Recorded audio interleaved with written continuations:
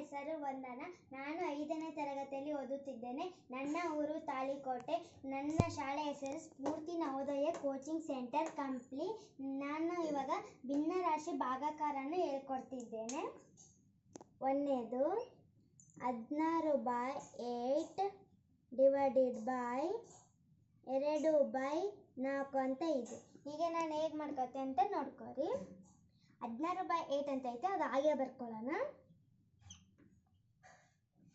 ಇಲ್ಲಿ divided by ಐತಿ, ಇಲ್ಲಿ ಇಂಟು ಮಾಡ್ಕೋಬೇಕು. ಇಲ್ಲಿ 2/4 ಅಂತ ಐತಿ, 4/2 ಅಂತ ಬರ್ಕೋಬೇಕು. ಇದು ನಮ್ಮ ಕ್ಲಾಸ್ಮೇಟಿಗೆ ಇದು ಗೊತ್ತಿಲ್ಲ ಏನೋ ಸ್ವಲ್ಪ ಜನಗೆ. ಇದಕ್ಕೆ ಏನಂತಾರೆ ಅಂದರೆ ರೆಸಿಪ್ರೋಕಲ್ ಅನ್ನೋತಾರೆ, ಗೊತ್ತಾಯ್ತಾ?